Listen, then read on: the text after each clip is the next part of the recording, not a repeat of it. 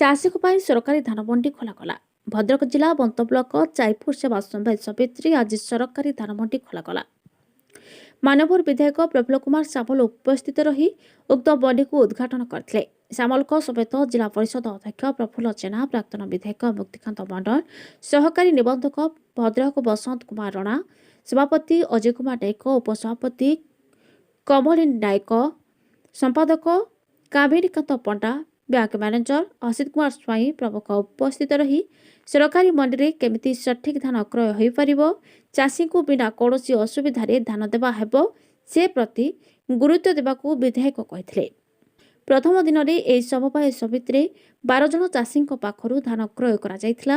ଉକ୍ତ କାର୍ଯ୍ୟକ୍ରମ ପରିଚାଳନାରେ ପରିଚାଳନା କମିଟିର ସମସ୍ତ ସଭ୍ୟା ଉପସ୍ଥିତ ରହିଥିଲେ।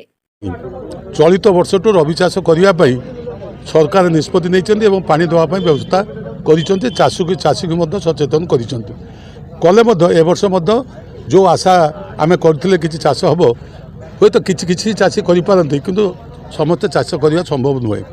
ତେଣୁ ଏକମାତ୍ର ହେଉଛି ଆମର ଚାଷ ହେଉଛି ମାନେ ଧାନ, ଯେଉଁଟାକି ଆମର ପ୍ରାୟ ସମସ୍ତ ଚାଷୀ ଧାନ ଚାଷ କରୁଛନ୍ତି ଏବଂ ଆମ କିଭଳି ଭାବରେ ଅଧିକ ଅମଳ ହେବ ଏବଂ ଚାଷୀ କେମିତି ତାର ମିନିମମ୍ ସପୋର୍ଟ ପ୍ରାଇସ୍ ପାଇବ ତାକୁ ଆଖି ଆଗରେ ରଖି ମାନନୀୟ ମୁଖ୍ୟମନ୍ତ୍ରୀ ପୂର୍ବରୁ ଯେଉଁ ଚାଲିଥିଲା ଯେ କେବଳ ଏଫ୍ସିଆଇ ଧାନ କିଣୁଥିଲା, କିନ୍ତୁ ଏଫ୍ସିଆଇ ଧାନ କିଣିଲା ବେଳେ ଚାଷୀମାନେ ଜାଣିପାରୁନଥିଲେ କେତେବେଳେ ଧାନ ବିକ୍ରି ହେବ, କେମିତି ପଇସା ପାଇବା, ଆଉ ହଇରାଣ ବି ହେଉଥିଲେ, କାରଣ ଏଫ୍ସିଆଇ ମଧ୍ୟ ସବୁଆଡ଼େ ତା'ର ବିକ୍ରୟ କେନ୍ଦ୍ର ନଥିଲା।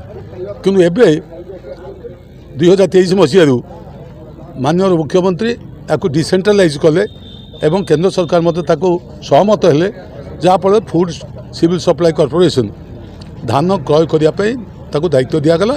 ଯାହାଫଳରେ ଯେତେ ଆମର ସୋସାଇଟି ସବୁ ଅଛି ସେ ସୋସାଇଟି ମାନେ ଧାନ କିଣିବା ପାଇଁ କର୍ପୋରେସନ୍ର ଏଜେଣ୍ଟ ଭାବରେ ନିଯୁକ୍ତି ହେଲେ। ପରବର୍ତ୍ତୀ ଅବସ୍ଥାରେ ମହିଳା ଏସ୍ଏଚ୍ଜି ମଧ୍ୟ ଏଥିରେ ସମ୍ପୃକ୍ତ ହେଲେ। ବର୍ତ୍ତମାନ ଆମର ଯେଉଁ 2183 ଟଙ୍କା ଧାର୍ଯ୍ୟ କରାଯାଇଛି MSP, ଯେଉଁଟାକି ଚାଷୀଙ୍କ ପାଇଁ ମଧ୍ୟ ଯଥେଷ୍ଟ ନୁହେଁ। ଯେହେତୁ କେନ୍ଦ୍ର ସରକାର ମିନିମମ୍ ସପୋର୍ଟ ପ୍ରାଇସ୍ ନିର୍ଦ୍ଧାରଣ କରନ୍ତି, ସେଥିପାଇଁ ରାଜ୍ୟ ସରକାର ମଧ୍ୟ ଏହି ମିନିମମ୍ ସପୋର୍ଟ ପ୍ରାଇସ୍ ବଢ଼ାଇବା ପାଇଁ ମଧ୍ୟ ବିଧାନସଭାରେ ସର୍ବଦଳୀୟ ବୈଠକ ନିଷ୍ପତ୍ତି ହୋଇଥିଲା, କିନ୍ତୁ ତାହା କାର୍ଯ୍ୟକାରୀ କଲେ ନାହିଁ କେନ୍ଦ୍ର ସରକାର। ଯାହାଫଳରେ ଚାଷୀ ବର୍ତ୍ତମାନ ସେଇ 2123 ଟଙ୍କାରେ ବିକିବା ପାଇଁ ବାଧ୍ୟ ହୋଇଛି। କିନ୍ତୁ 2123 ଟଙ୍କା ବିକିଲା ବେଳେ ବି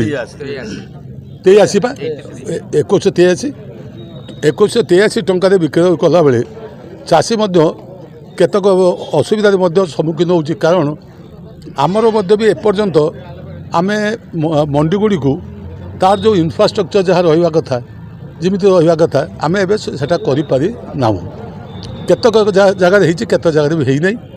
କିନ୍ତୁ ଯେଭଳି ମେନ୍ ପାୱାର ରହିବା କଥା, ମେନ୍ ସପୋର୍ଟ ଦେବା କଥା, ସେ ମଧ୍ୟ ହେଇନାହିଁ। ତଥାପି ମଧ୍ୟ ଲୋକଙ୍କର ବିଶ୍ୱାସ ଅଛି ଯେ ଆମେ ଯଦି ସୋସାଇଟିରେ ଧାନ ଦେବୁ ତାହେଲେ ଆମେ ଅଧିକା ପଇସା ଯେଉଁଟା ଆମେ ହେଇଛି MSP ତାକୁ ପାଇପାରିବୁ ଏବଂ ତା ସହିତ ମଧ୍ୟ ଅନ୍ୟାନ୍ୟ ସୁବିଧା ସୁଯୋଗ ମଧ୍ୟ ପାଇବୁ। ଆଉ ଚାଷୀ ମଧ୍ୟ ଆସିଲେ ମଣ୍ଡିକୁ ତାକୁ ମଧ୍ୟ ସମ୍ମାନ ସହିତ ତାକୁ ମଧ୍ୟ ଉତ୍ତମ ବ୍ୟବହାର ଦେଖାଇ ତା'ର ଧାନ କିଭଳି କ୍ରୟ କରାଯିବ, କିଭଳି ଧାନ କିଛି ଅସୁବିଧାର ସମ୍ମୁଖୀନ ହେବନି, ସେଥିପାଇଁ ମଧ୍ୟ ମାନେ ସରକାରଙ୍କ ତରଫରୁ ମଧ୍ୟ ବହୁତ ନିର୍ଦ୍ଦେଶନା ମଧ୍ୟ ଦିଆହେଇଛି। ସେ ଯାହା ହେଉ ବର୍ତ୍ତମାନ ଆମ ଭଣ୍ଡାରୀପୁର ବ୍ଲକରେ ପ୍ରାୟ 10ଟି ସୋସାଇଟି ବର୍ତ୍ତମାନ ଧାନ କ୍ରୟ କରୁଛି।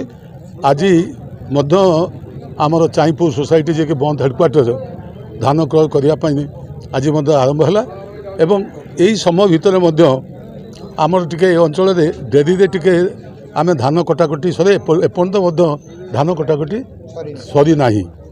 କିନ୍ତୁ ତା ଭିତରେ ମଧ୍ୟ କିଛି ଚାଷୀ ତାଙ୍କର ମଧ୍ୟ ବାହାର ଯେଉଁ ଅଛନ୍ତି ମାନେ ବଡ଼ ବଡ଼ ବ୍ୟବସାୟୀ, ସେମାନେ ଆସିକି ମଧ୍ୟ ଅଳ୍ପ ଦାମରେ ଧାନ ନେଇଯାଉଛନ୍ତି ଏବଂ ଚାଷୀ ଯେହେତୁ ଧାର କରଜ କରି ଚାଷ କରିଛି, ତେଣୁକରି ସେ ମଧ୍ୟ ଅନେକ ସମୟରେ ନଗଦ ପଇସା ପାଇଥିବା ଦୃଷ୍ଟିରୁ ଅଳ୍ପ ପଇସା ହେଲେ ବି ତାକୁ ଦେଇଦେଉଛି।